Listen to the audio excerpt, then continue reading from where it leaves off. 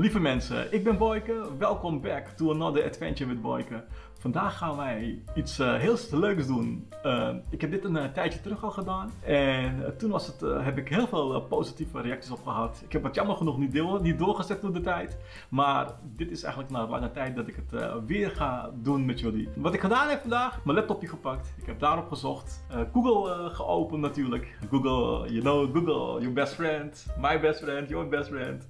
Oké, dus ik heb Google gepakt en toen heb ik gezocht Rotti in Almere. Nou, en toen daaruit kwam er natuurlijk aantal restaurants naar voren. Ik heb gekeken naar de meeste reviews, naar de meeste positieve reviews en die heb ik gepakt. En het gaat eigenlijk vandaag dus eigenlijk om 3 Rotti-zaken. De eerste is eigenlijk, wat echt heel veel reviews heeft, is Suriava. Die heeft echt heel veel reviews. De tweede is Farida's Kitchen en Farida's Kitchen, noem ik het maar eventjes. En de andere is eigenlijk Rotti Mahal uit Almere. Ze komen alle 3 uit Almere. En dus we gaan vandaag lekker Rotti's vergelijken met Boyke. Dus nogmaals, Rotti's Suriava, Farida's Kitchen en natuurlijk Rotti Mahal. Want ze zeggen dat ze de beste zijn, maar we gaan zien of het echt zo is. Oké dan! Wat ik gehaald heb. Ik heb hier dus een Rotti speciaal gehaald. En die kost bij Suriava, laat eens kijken, 11 euro, nee sorry, 10,20 euro. En wat heb ik voor betaald? Dus voor het bakje 15 cent. En ja, en de rest is 10 euro. Dus totaal heb ik dus 10,20 euro voor betaald. Bij Farida, dus van Farida, heb ik ook een heel mooi bakje gehad. Dat heb ik, even kijken, daar heb ik dus 16,10 euro voor betaald. En 10 cent voor het plastic tasje. Ja. Dus in totaal is dat 16,60 is dat totaal. Bij Rotti Mahal heb ik totaal 23 euro voor betaald. Maar. Lieve mensen, ik moet je toch even laten zien. 23 euro. Ik ga even kijken dan. De Rotti speciaal met aubergine kost 15 euro. De Rotti speciaal met aubergine kost 15 euro. En dan heb ik nog eens 2 extra Rotti platen genomen dan. Ik dacht van oké, hey, Boyke is een grote man. Boyke eet toch wel wat. Ik neem 2 Rotti's. 2 extra Rotti's in. Nou, en die dame dan van Rotti Mahal. Die was zo aardig geweest, die heeft 1 keer 3,50 euro aangeslagen en de andere keer 4,50 euro, omdat hij me zo leuk vond. 4,50 euro. En ik vraag me af, waarvoor dan? Het zijn dus 2 keer dezelfde Rotti's. Ja. En dan ga je me dus 1 keer extra aanslaan. Nou, dus als je dat gaat eten, moet je dus echt goed opletten wat je eet. Want ja, als je dit al bij mij doet, zal je dan bij iedereen doen op, denk ik. Dus dit zijn de 3 Rotti's die ik heb. Suriava is de goedkoopste, tevens de goedkoopste. En dan komt Farida en dan Rotti Mahal. Bij Suriava, lieve mensen, bij Suriava zie ik dus een ei. Ik weet niet of het bonen of kalzeband is. En natuurlijk zit er salopvlees in zitten, gegarandeerd. En een pepertje en een Rotti. Bij Suriava. Bij Farida zie ik ook een ei, ik zie ook bonen of kousenband, ik zie ook stukjes aardappel en natuurlijk ook natuurlijk de saus, de currysaus. En ze geven dus een chutney, denk ik, zal het zijn. Ja. En een Rotti. En bij Rotti Mahal heb ik gekregen, nou, dit bakje dan, een ei, wat kipstukjes. Hier bij Rotti Mahal mocht ik ook kiezen met tweede groente en dat heb ik aubergine gekozen. Dus je hebt aardappel en kousenband, denk ik, en aubergine en natuurlijk wat zuurgoed en wat peper en een Rotti. En natuurlijk, Rotti Mahal is ook de enige die dus mij een servetje gegeven heeft, maar 1 servetje alleen, wel jammer. Maar oké, beter iets dan niets. Dat is bij Rotti Mahal. We beginnen eerst met Suriava. En dit is de Rotti van Suriava. Die ziet er heel groot uit. Maar ik vind hem wel een beetje aan de lichte kleurkant. Zo maak ik hem open. En dan, we gaan hem even meten. hoeveel centimeter die is. Nou, de roti van Suriafa is 34 centimeter. Ik vind hem wel iets een beetje aan de lichte kleurkant. Normaal, ik ben gewend dat hij wat iets donkerder is. Ja, maar dit is een beetje licht. Ja, een beetje kousenband. Aardappel. Aardappel is ook lekker zacht. Er zit een ei in. Ja. En dan stukken vlees zitten erin. 1 groot stuk vlees. En een kippenbout. Dus het lijkt wel een kippenbout, of alsof er kippenbout in zit. En dat was het. Dus 2 stukjes vlees, wat aardappelen.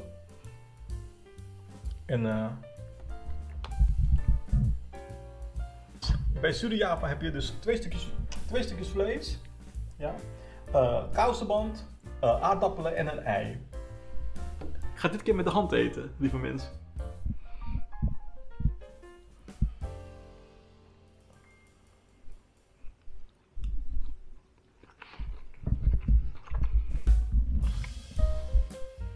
Het is niet slecht.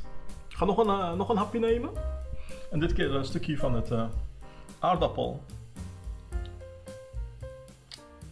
Nou, ik ben niet zo gewend met hand eten, maar ja. Aardappel. En een stukje vlees.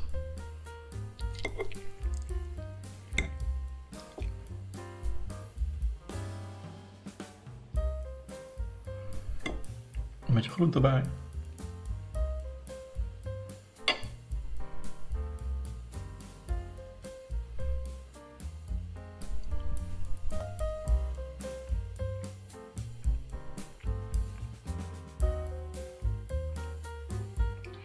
Ja, het is lekker, mensen. Zeker. Het is heerlijk. Je kan dus het aardappel proeven. Een stukje ei erbij proeven. Want een ei hoort erbij.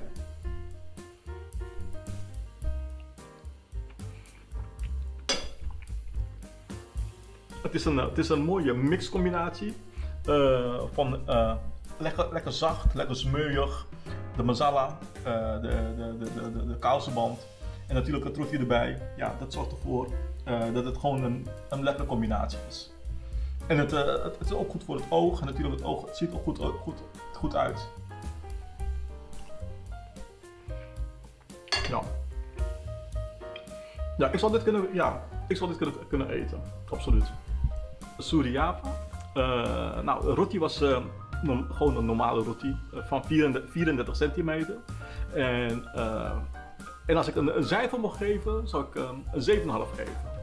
Dat is mijn persoonlijke mening natuurlijk. Ja. Oké, lieve mensen, dit is van Farida. Bij Farida, ja, het ziet er wat droger uit. En het is niet zo gekleurd, net als bij Suriafa. Hier zit het wat droger, ja, hoe moet ik het zeggen? Het kleur zit er niet in. Ik mis het gewoon. Dat lekkere masala kleur. Dat mis ik. Maar oké, dat maakt niet uit natuurlijk. Oké, en dit is de roti. Nou, dus dit ben ik eigenlijk gewend, mensen. Dus het roti hoort. Kijk, hier kan je dus zien dat het roti mooi bruin is, mooi gebakken is. Ook, deze roti is ook eigenlijk 33 centimeter. 34 centimeter, lieve mensen. 1 centimeter maakt voor mij niet uit. Ja, dit is gewoon een normale roti. Dit is gewoon een normale roti formaat. 34 centimeter is gewend.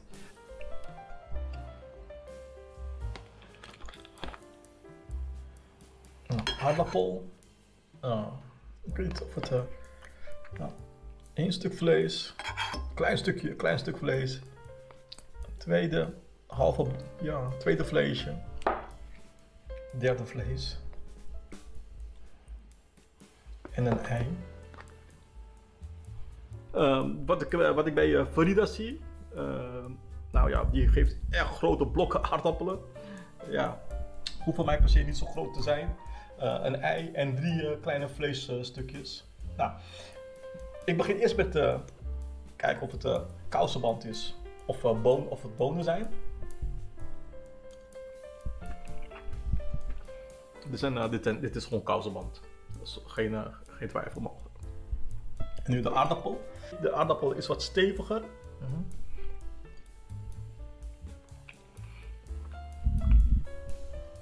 Een stukje kip.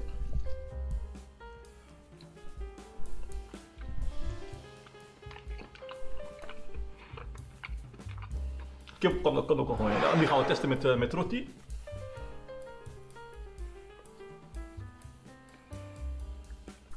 Oh ja, het roti, kijk, er zit bijna, dat vind ik wel jammer, lieve mensen, er zit bijna geen erwten in. Ja, ze verkopen het als een roti gevuld met erwten, maar ja, oké. Heel weinig vlees, meer bot zit hierin.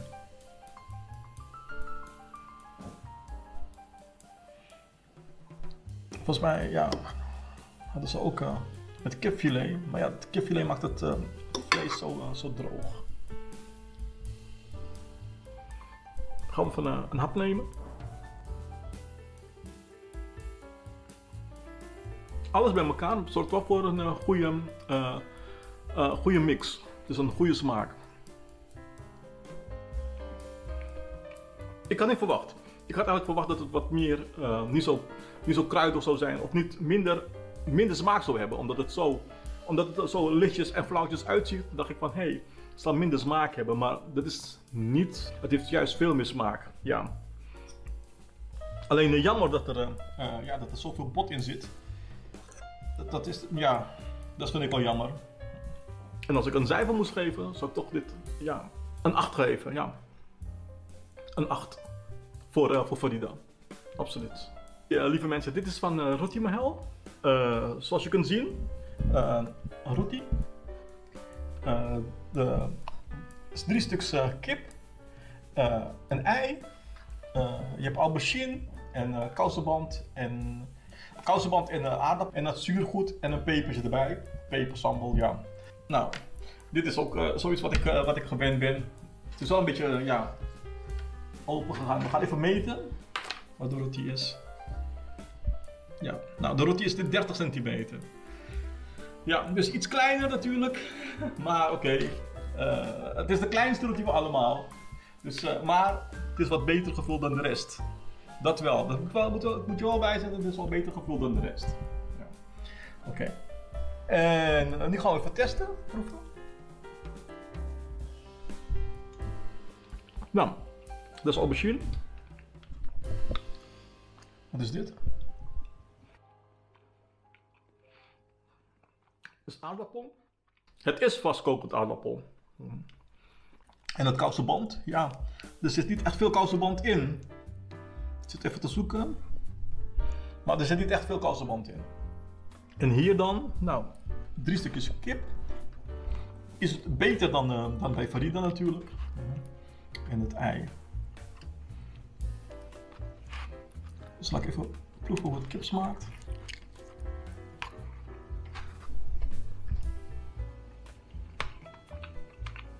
Het ei. Oh, nou. Die is gevallen. Het ei nog een keer.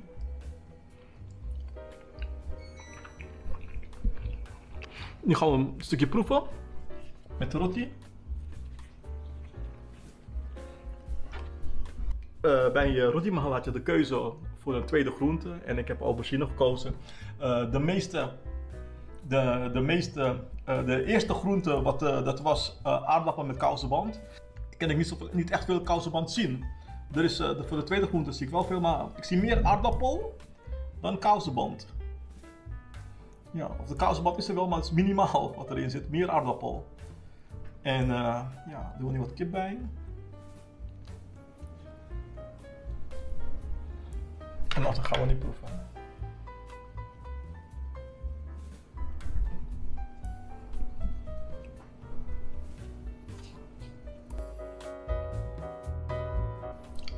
Ik ga nog een hapje nemen.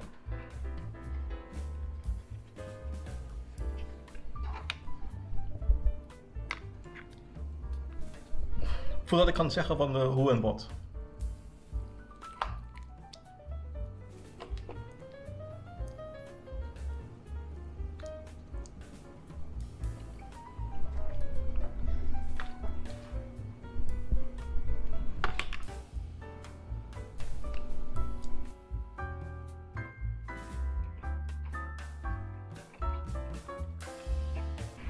Ja, wat moet ik zeggen? Ik heb nu 3 roties geproefd.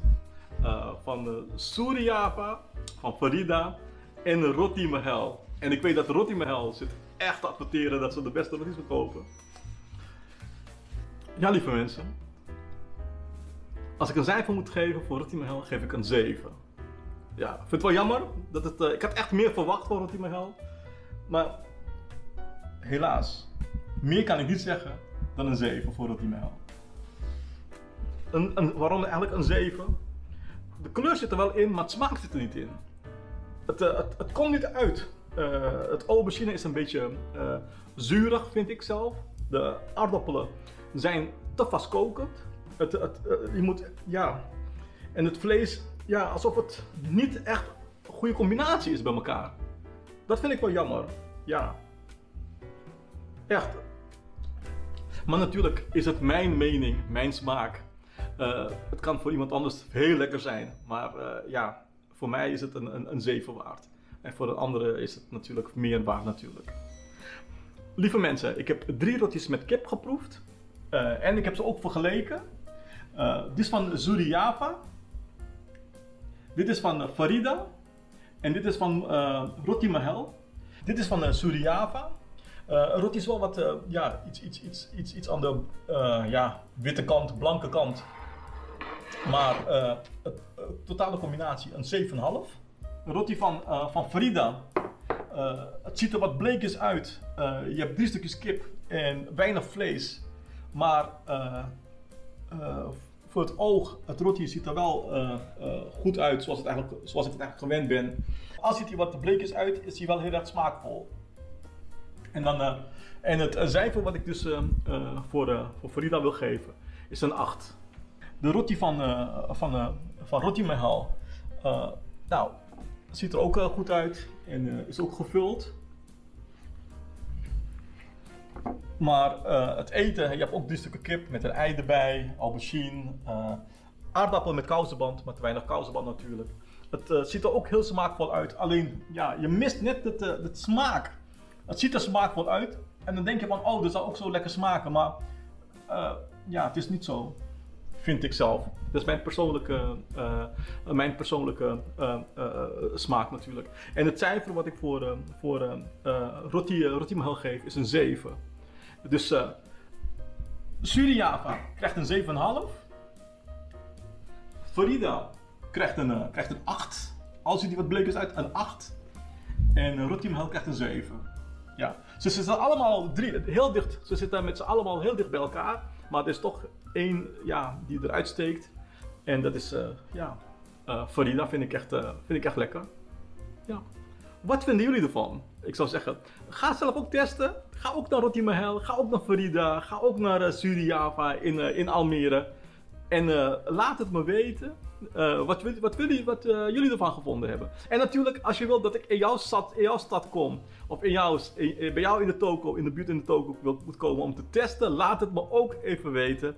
Want dan komen wij. En dan neem ik contact met je op en dan gaan we samen roti testen. Ja, lijkt me wel leuk om samen roti te testen. Ja, oké, lieve mensen. Don't forget, like and subscribe. Until next time, bye bye. Het kost niks. Het is helemaal gratis. Gratis, zo mee hij, Sarike. Kali knop wat ik druk kan. Like kan ik of subscribe kan ik. Knop wat kan ik druk kan ik. Zo ke hij, zo mee. Echt. En wat krijg je ervoor terug? Je krijgt ervoor terug wanneer ik mijn nieuwe video's upload, krijg je meteen een bericht van hey, Boyke heeft weer zo'n mooie film geüpload op YouTube. Dus Mausi, Aji, Nani, Pua, Pupa, Didi, buurvrouw, subscribe kar yaar, subscribe kar. Zo mee. Oké dan. Till next time, bye bye.